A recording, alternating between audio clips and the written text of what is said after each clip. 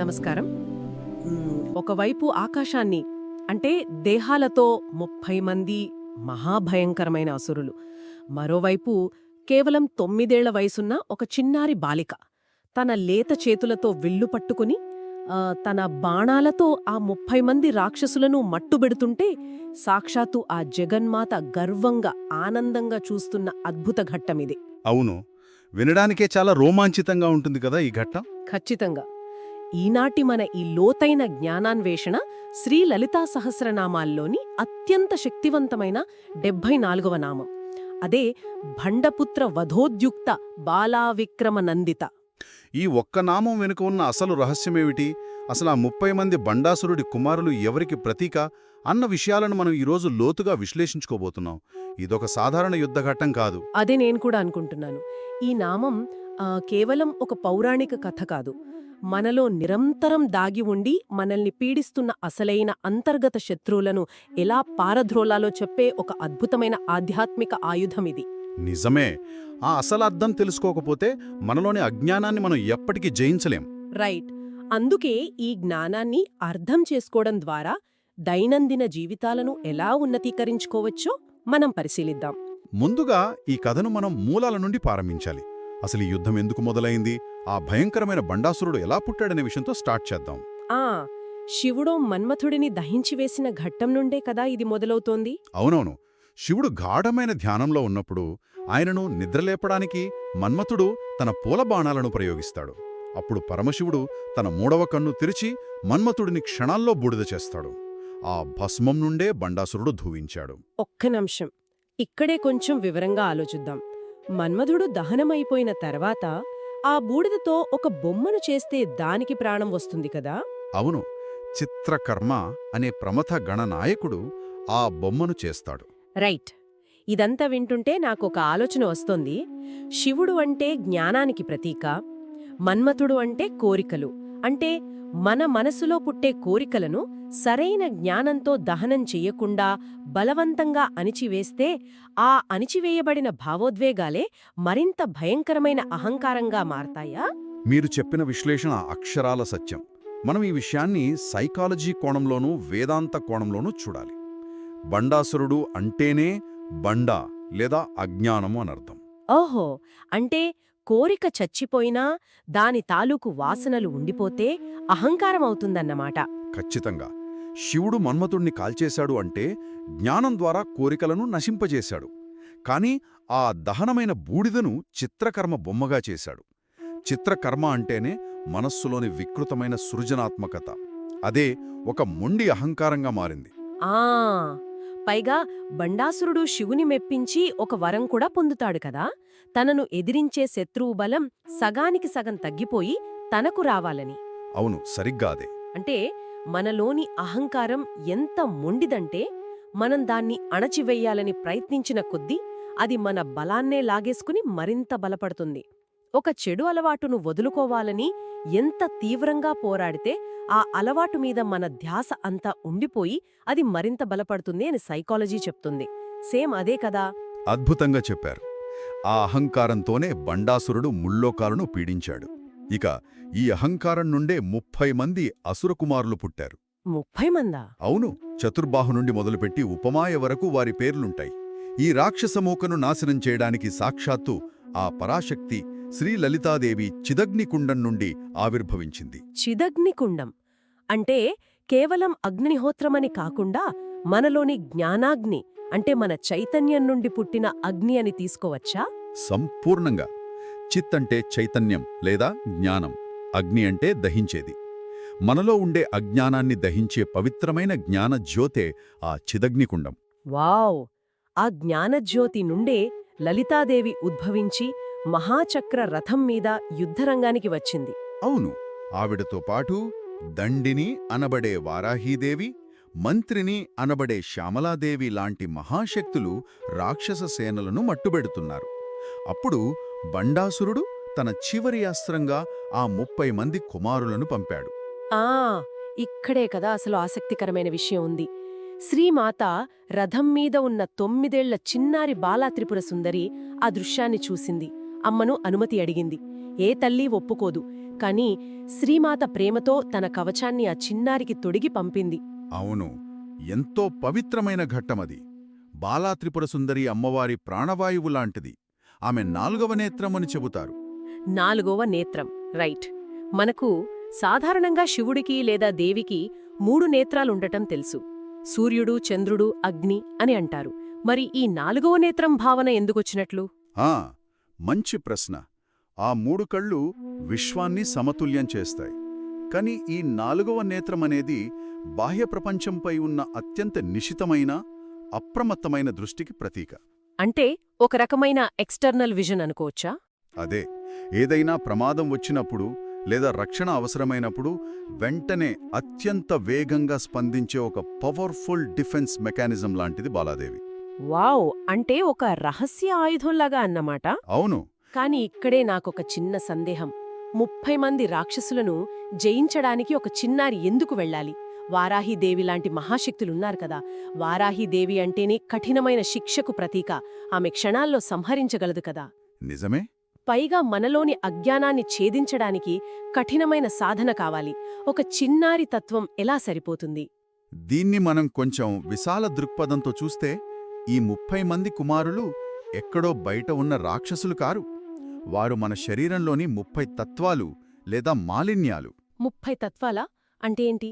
అంటే మన ఉనికి అనేది పంచభూతాలు, పంచతన్మాత్రలు, 5 కర్మేంద్రియాలు, 5 జ్ఞానేంద్రియాలు, మనస్సు, బుద్ధి, అహంకారం, ఇలాంటి 30 పొరలతో కప్పబడి ఉంటుంది.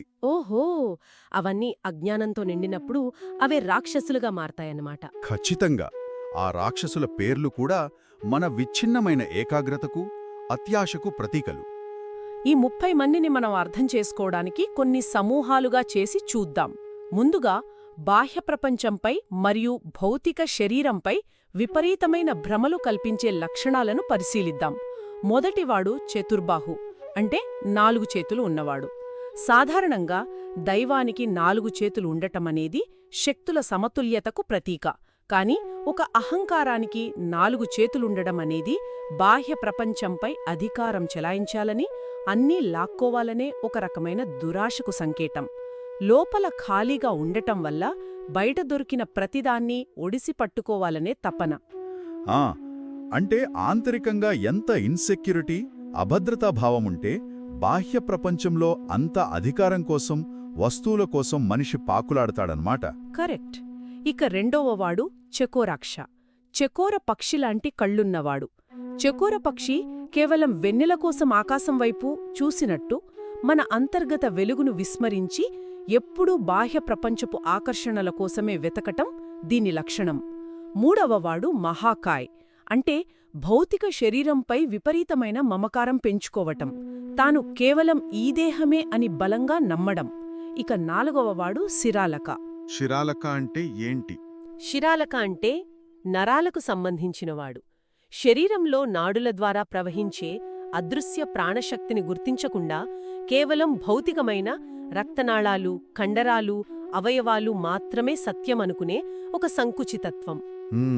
ఇవన్నీ మన ఉనికిని కేవలం భౌతికతకే పరిమితం చేసే అడ్డంకులనమాట. మనస్సు ఎప్పుడూ నేను ఈ దేహాన్ని మాత్రమే అనుకునే భ్రమలో ఉండిపోతుంది. ఇక దీని తర్వాత వచ్చే మానసిక శత్రువులు ఎవరున్నారు? తరువాత వచ్చేవి అహంకారం మరియు అజ్ఞానంతో కూడినవి. ఐదవవాడు చతుశ్శిరస్, అంటే 4 తలలు ఉన్నవాడు. 4 వైపులా ఆలోచించడం బాగానే ఉంటుంది కదా అని మనం అనుకోవచ్చు. కాని ఇక్కడ దీని అర్థం విచ్ఛిన్నమైన స్పృహ, అంటే ఫ్రాగ్మెంటెడ్ అవేర్నెస్. ఏ విషయంపైనా పూర్తి ఏకాగ్రత నిలపలేక ఒకేసారి అనేక విషయాలపైకి మనసు పరుగులు తీయడం. నిజం చెప్పాలంటే ఇది ప్రస్తుత తరం ఎదుర్కొంటున్న అతి పెద్ద సమస్య కదా. ఒక పని చేస్తున్నప్పుడు మరొక ఆలోచన, ఇంకేదో చేస్తున్నప్పుడు ఇంకేదో ప్లానింగ్. మైండ్ ఒక చోట స్థిరంగా ఉండకపోవడం అనేది ఒక రకమైన మానసిక వ్యాధిలా మారిపోయింది మనకి. అవునండి, చాలా పెద్ద సమస్య ఇది. ఇక ఆరవవాడు వజ్రఘోష. వజ్రం లాంటి కఠినమైన పెద్ద శబ్దం చేసేవాడు అని అర్థం. ఇది కేవలం బయట ప్రపంచపు శబ్దాల హోరు కాదు, ఇది మన తలలో ఎప్పుడూ నడిచే ఆలోచనల హోరు. ఈ గందరగోళంలో మన లోపలి అంతర్గత నాదం, మన వివేకం వినిపించకుండా పోతుంది. మనం సైలెంట్గా ఉన్నా సరే లోపల ఏదో ఒక నాయిస్ నడుస్తూనే ఉంటుంది కదా, అదే ఇది. అదే, ఏడవవాడు సింహఘోష, సింహం లాంటి గర్జన, అంటే అహంకారంతో కూడిన దూకుడు స్వభావం, గర్వం. ఎప్పుడూ పక్కవారిని మాటలతో డామినేట్ చెయ్యాలనే తత్వం అన్నమాట. ఎనిమిదవవాడు అంధక, అంటే గుడ్డివాడు, సత్యాన్ని చూడలేని అజ్ఞానపు చీకటికి ఇతను ప్రతీక. ఈ అంధకత్వం గురించి ఆలోచిస్తుంటే ఒక రకంగా మన తప్పులు మనకు కనిపించకపోవడం కన్నా పెద్ద గుడ్డితనం ఇంకేముంటుంది చెప్పండి. సరే, ఈ అహంకారం మనుషుల్ని ఎలా కుచించుకుపోయేలా చేస్తుందో చెప్పే లక్షణాలు కూడా జాబితాలు ఏమైనా ఉన్నాయా? ఉన్నాయి. అవే సంకుచిత దృక్పథం మరియు దురాశకు సంబంధించినవి. తొమ్మిదవవాడు కూపక. కూపకమంటే బావి. బావిలో కప్పల ఒక పరిమితమైన ఇరుకైన దృక్పథం కలిగి ఉండటం, తనకు తెలిసిన ప్రపంచమే గొప్పదనుకోవడం వీడి లక్షణం. ఇక దశమపుత్రుడు, పదవవాడు కూపిలోచన, అంటే లోపలికి పోయిన కళ్ళు ఉన్నవాడు. తన పరిమితులను తానే గీసుకుని నేనేమీ సాధించలేనని ఆత్మన్యూనతకు, అదే ఇన్ఫీరియారిటీ కాంప్లెక్స్కి గురికావటం. ఒక్క నిమిషం, ఇక్కడ నాకో సందేహం ఉంది. అహంకారం అంటే నేనే గొప్ప అని ఫీల్ అవడం కదా. మరి నేను దేనికి పనికిరాను అని కుంగిపోయే ఆత్మన్యూనత అహంకారం కిందకెలా వస్తుంది? అది అహంకారాన్ని బద్దలు కొట్టినట్టు కాదా? చాలా మంచి ప్రశ్న. చూడండి, పైకి చూస్తే ఈ ఆత్మన్యూనత అనేది వినయంలాగా అనిపిస్తుంది. కాని సూక్ష్మంగా గమనిస్తే అది కూడా నేను, నాకు చేతకాదు, నా పరిస్థితి బాలేదు అని ఎప్పుడూ తన గురించే ఆలోచించే ఒక రకమైన సెల్ఫ్ అబ్సెషన్ మాత్రమే. ఓహో, అవును, తానే కేంద్రబిందువుగా బాధపడటం కూడా అహంకారం సృష్టించే ఒక చీకటి కోరమే. అది కూపిలోచన. వావ్! ఇదసలు ఎప్పుడు ఆలోచించని కొత్త కోణం. అంటే అహంకారం కేవలం గర్వంగానే కాదు, బాధితుడి పాత్రలో, అంటే ఒక విక్టిమ్ కార్డ్ ప్లే చేస్తూ కూడా దాగుంటుందన్నమాట. ఖచ్చితంగా. ఇక 11వవాడు మహాహను, అంటే పెద్ద దవడ ఉన్నవాడు. ఎంత ఉన్నా, ఎంత అనుభవించినా తీరని ఆకలి, ఒక రకమైన దురాశ. 12వవాడు గండగల్ల, ఉబ్బిన చెంపలున్నవాడు, విపరీతమైన ఆత్మస్థుతి, ఇతరుల ముందు తన గొప్పల గురించి ఎప్పుడూ డబ్బాలు కొట్టుకునే ప్రగల్భాలు. 13వవాడు లడున, ప్రాపంచిక విషయాలపై, వస్తువులపై జిగురులాంటి వ్యామోహం, అస్సలు వదులుకోలేని అటాచ్మెంట్. ఈ లక్షణాలన్నీ మనలో చాలా సాధారణంగా రోజూ కనిపిస్తూ ఉంటాయి కదా. కానీ మనం ఆధ్యాత్మికంగా ఎదగాలి అనుకున్నప్పుడు కొన్నిసార్లు మనకు తెలియకుండానే మన ప్రయత్నాలకు మనమే గండి కొట్టుకుంటాం. అంటే సెల్ఫ్ సాబొటేజ్ లాగా. ఆ లక్షణాలు కూడా ఈ 30 మందిలో ఉన్నాయా? ఉన్నాయండి. 14వవాడు మఖశత్రు. మన సత్కార్యాలకు, సాధనలకు అడ్డుపడే ఆలోచనలు ఇవి. ఏదైనా ఒక మంచి పని చేద్దామనుకున్నప్పుడు హఠాత్తుగా వచ్చే బద్ధకం లేదా ఆ పని మీద అనుమానమే ఈ మఖశత్రు. 15వవాడు మఖస్కంది. పవిత్రతను, ఏకాగ్రతలు నాశనం చేసి మనస్సును దిగజార్చేవాడు. ఇక 16వవాడు పూర్వమారక. ఇది చాలా ముఖ్యమైనది. మన మూలాలను, గతాన్ని, వారసత్వాన్ని, లేదా మనకొకప్పుడు విద్య నేర్పిన వారిని, సహాయం చేసిన వారిని గౌరవించని స్వభావం. ఈ పూర్వమారక అనే లక్షణం వెనుకున్న సైకాలజీ ఏమిటి అసలు? మనం మన మూలాలను ఎందుకు మర్చిపోవాలనుకుంటామంటారు? ఎందుకంటే ఒక దశకు చేరుకున్న తర్వాత అహంకారం ఎవరికీ రుణపడి ఉండటానికి ఇష్టపడదు. నేను స్వతహాగా పైకొచ్చాను, నా విజయాలకు నేనే కారణం అని ప్రపంచానికి, తనకు తాను చెప్పుకోవడానికి, ఆ గతాన్ని తుడిచేయడానికి ప్రయత్నిస్తుంది. అది క్రమంగా కృతజ్ఞతకు దారితీస్తుంది. ఇదే పూర్వమారక. ఎంత లోతైన విశ్లేషణ అండి ఇది.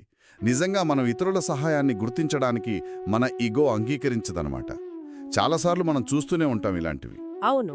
17వవాడు స్వర్గశత్రు. ఉన్నత ఆధ్యాత్మిక స్థితులకు, అంటే హయ్యర్ ప్లేన్స్కి మనల్ని చేరనివ్వకుండా అడ్డుపడే శత్రువు. 18వవాడు స్వర్గబల. తనకు లభించిన అద్భుతమైన శక్తులను, మేధస్సును కేవలం స్వార్థం కోసమే వాడుకోవడం. ఇక 19వవాడు స్వర్గకంటక. దైవీక క్రమానికి ఒక ముల్లులాంటి ప్రవర్తన కలిగి ఉండటం. ఈ 30 మంది పుత్రుల పేర్లు వింటుంటే ప్రాచీన కాలంలోనే మానవ మనస్తత్వం మీద ఎంత గొప్ప అధ్యయనం జరిగిందో అర్థమవుతోంది. అసలు ఇంకా ఎలాంటి శత్రువులు మన మనసులో దాగి ఉన్నారు? ఇప్పుడు చెప్పబోయేవి అత్యంత ఆధునిక సమస్యలకు కూడా అద్దం పడతాయి చూడండి. 20వవాడు సింధునేత్ర, అంటే సముద్రమంత కళ్ళు. ప్రాపంచిక విషయాల విశాలత్వంలో, సమాచారపు వెల్లువలో తప్పిపోవడం. అన్నీ తెలుసుకోవాలనే ఆరాటంలో ఏదీ స్పష్టంగా అవగాహన చేసుకోలేకపోవడం. ఇన్ఫర్మేషన్ ఓవర్లోడ్ వల్ల వచ్చే గందరగోళమిది. ఈ సింధు నేత్ర అనేది నేటి డిజిటల్ యుగంలో ప్రతి ఒక్కరిని పీడిస్తున్న అతిపెద్ద సమస్య. సోషల్ మీడియాలో స్క్రోల్ చేస్తూ అనవసరమైన సమాచారం బుర్రలోకి ఎక్కించుకొని కన్ఫ్యూజ్ అవ్వడం ఇదేనేమో. అవును, సరితాడే. 21వ వాడు ఊర్ధ్వకేశ, నిక్కబొడుచుకున్న జుట్టు ఉన్నవాడు. ఎప్పుడూ భయాందోళనలతో, స్థిరత్వం లేని అశాంతితో ఉండటం.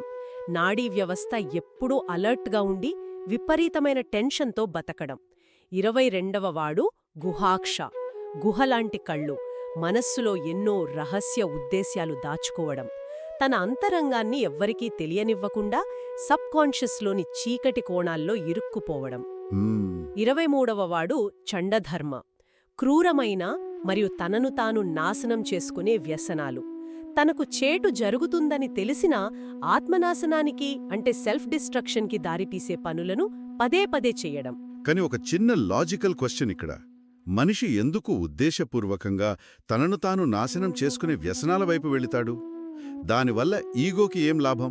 ఎందుకంటే అక్కడ అహంకారానికి తన జీవితం మీద తనకే విపరీతమైన కంట్రోల్ ఉన్నట్లు అనిపిస్తుంది. సరైన దారిలో వెళ్లడం కంటే ఒక రూల్ని బ్రేక్ చేయడంలో, ఆ నియమాలను ఉల్లంఘించడంలో ఒక వికృతమైన ఆనందం ఉంటుంది. అహంకారం ఎప్పుడూ సాధారణ ధర్మాన్ని ధిక్కరించాలని చూస్తుంది. అదే చండధర్మ. ఓహో, అంటే ధిక్కారంలో ఉన్న కిక్ కోసమన్నమాట. చాలా విచిత్రంగా ఉంది. అవును. ఇక 24వ వాడు యమాంతక, ఆత్మజ్ఞానంతో కాకుండా కేవలం అహంకారంతో మృత్యువును జయించాలనుకునే మూర్ఖత్వం. ఇది కాస్త వివరించగలరా? ప్రాణాలు నిలుపుకోవాలని ప్రయత్నించడం, చావు నుండి తప్పించుకోవాలని చూడటం అనేది చాలా సహజమైన జీవలక్షణమే కదా. అది మూర్ఖత్వం ఎలా అవుతుంది? ప్రాణరక్షణ సహజమే, కాని యమాంతక లక్షణం అది కాదు. ఈ దేహమే శాశ్వతమని భ్రమపడి వృద్ధాప్యాన్ని అస్సలు అంగీకరించలేకపోవడం, మృత్యువు అనే సహజ ధర్మాన్ని ధిక్కరించి ప్రకృతికి వ్యతిరేకంగా వెళ్లాలనుకోవడం. చరిత్రలో మనం చూస్తే ఎంతోమంది రాజులు చావు రాకూడదని విచిత్రమైన ప్రయోగాలు చేసి పిచ్చివాళ్లయ్యారు కదా. భౌతికంగా ఇక్కడే శాశ్వతంగా ఉండిపోవాలనే ఆరాటం ఈ అహంకారపు లక్షణం. అర్థమైంది. సహజమైన మార్పులను అంగీకరించలేకపోవడం అన్నమాట. అవును. 25వ వాడు పట్టసేన, మన ఏకాగ్రతను దెబ్బతీసి దృష్టిని మళ్లించే అనేక రకాల ఆకర్షణలు. లక్ష్యం ఒకటైతే మన ప్రయాణాన్ని పక్కదారి పట్టించే డిస్ట్రాక్షన్స్ ఇవి. 26వ వాడు పురాజిత్, కేవలం బాహ్య విజయాలపై, భౌతిక లాభాలపైనే దృష్టి పెట్టడం. తను లోపల ఎంత ప్రశాంతంగా ఉన్నాడు అనేదానికన్నా బయట ప్రపంచం దృష్టిలో తానెన్ని కోటలు జయించాడు అనేదే వీడికి ముఖ్యం. ఇత మనం దాదాపు జాబితా చివరికొస్తున్నాం కదా. ఈ చివరి నలుగురు అహంకారం వేసే అత్యంత పకడ్బందీ వలలు అని విన్నాను. అవేమిటి? అవును, ఇవి మాయలో అత్యున్నత స్థాయిలో. 27వ వాడు దుర్గాఖ్యం, సత్యాన్ని గ్రహించకుండా మనసు చుట్టూ లాజిక్స్తో, తర్కంతో బలమైన కోటలు కట్టుకోవడం. మనం చేసే తప్పులను, మన అహంకారాన్ని రేషనలైజ్ చేసుకోవడానికి మన బుద్ధి ఎన్నెన్నో కుతర్కాలను తెరమీదకు తెస్తుంది. ఆ రక్షణ కవచాల వలనే మనిషి తన తప్పుని ఎప్పటికీ ఒప్పుకోడు. అంటే మన తప్పులను కప్పిపుచ్చుకోవడానికి మనం కట్టుకునే లాజిక్ కోటలు ఇవి. 8వ వాడు అతి మాయ, సాధారణ భ్రమలకు అతీతంగా అహంకారం కల్పించే అత్యంత లోతైన మాయ. ఉదాహరణకు చెప్పాలంటే, నేను చాలా గొప్ప ఆధ్యాత్మికవాదిని, అందరికన్నా నేను ఎక్కువ సత్యం తెలుసుకున్నాను అనుకునే ఒక గొప్ప స్పిరిచువల్ ఈగో ఉంటుంది చూసారా, అది అతి మాయ. ఇది చాలా డేంజరస్. అవును. ఇక 29వ వాడు బృహన్మాయ, ఈ భౌతిక ప్రపంచమే సర్వస్వం, దీనికి మించి ఏమీ లేదు అనిపించే అతి పెద్ద భ్రమ ఇది. మరి 30వ వాడు? ఈ జాబితాలో చివరివాడెవరు? 30వ వాడు ఉపమాయ. స్థూలమైన భ్రమలు తొలగిపోయాయని మనం అనుకున్న తర్వాత కూడా అహంకార రూపంలో మిగిలిపోయే అత్యంత సూక్ష్మమైన భ్రమ. ఇదెలా ఉంటుందంటే, దుస్తుల మీది మురికంతా పోయింది అనుకున్నాక ఆ సబ్బు నురుగు ఎక్కడో మూల మిగిలిపోయినట్లు ఉంటుంది. ఈ ఉపమాయ కాన్సెప్ట్ వింటుంటే నాకొక విషయం తడుతోంది.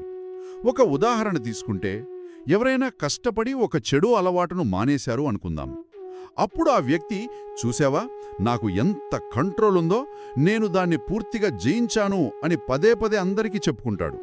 ఆ అలవాటు పోయినా నేను జయించాను అని ఒక సూక్ష్మమైన గర్వం అక్కడ మిగిలిపోతుంది కదా. ఒక రకంగా ఆ అహంకారం కూడా ఒక భ్రమే అన్నమాట. చాలా అద్భుతమైన ఉదాహరణ చెప్పారు. ఆ సూక్ష్మమైన అహంకారాన్ని గుర్తించడం చాలా కష్టం. ఈ 30 మంది పుత్రులు మనల్ని ఆవహించినప్పుడు మన స్పృహ పూర్తిగా బంధించబడుతుంది. మనం ఎటు కదిలినా అహంకారమనే వలలోనే పడతాము. అప్పుడు ఈ 30 మందిని ఎదుర్కోడానికి సాక్షాత్తు ఆ బాలాత్రిపురసుందరి రంగంలోకి దిగుతుంది. మరి ఈ యుద్ధం ఎలా జరుగుతుంది? ఈ 30 మందిని ఆ 9ఏళ్ల చిన్నారి ఎలా జయిస్తుంది? ఎందుకంటే మనం ఒక్కొక్క లక్షణాన్ని జయించడానికి మన నిజ జీవితంలో ఏళ్ల తరబడి పోరాడుతూనే ఉంటాం గదా. ఇక్కడే ఉంది గొప్ప రహస్యం. బాలా త్రిపురసుందరి 30 వేరువేరు యుద్ధాలు చేయలేదు. ఈ 30 రుగ్మతలతో విడివిడిగా పోరాడితే అది ఎప్పటికీ తెగని సమస్య. అందుకే ఆమె తన విల్లు నుండి 30 బాణాలను ఏకకాలంలో సంధిస్తుంది.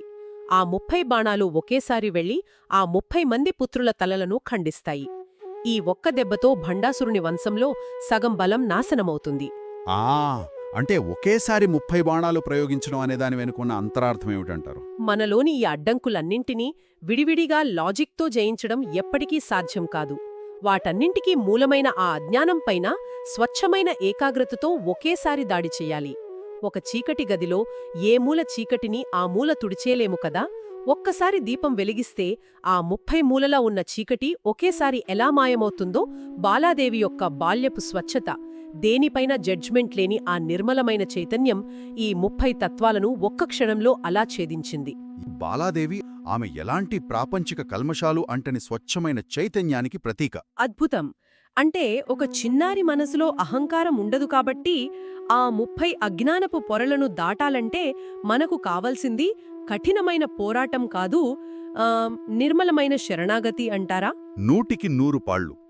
ఈ 30 అడ్డంకులను నాశనం చేసింది 9ఏళ్ల బాలాదేవి అమాయకత్వం, స్వచ్ఛత అని మనం తెలుసుకున్నాం కదా. కాని నేటి సమాజాన్ని గమనిస్తే మనం పిల్లలను వీలైనంత త్వరగా పెద్దవాళ్లని చేయడానికి ప్రయత్నిస్తున్నాం. విపరీతమైన పోటీ, ఒత్తిడి, సంక్లిష్టమైన ఆలోచనలను వారి లేత మనస్సుల్లోకి ఎక్కిస్తూ వారిలోని ఆ బాలాతత్వాన్ని, ఆ నిర్మలత్వాన్ని బహుశా మన చేతులతో మనమే చంపేస్తున్నామేమో అనిపిస్తోంది.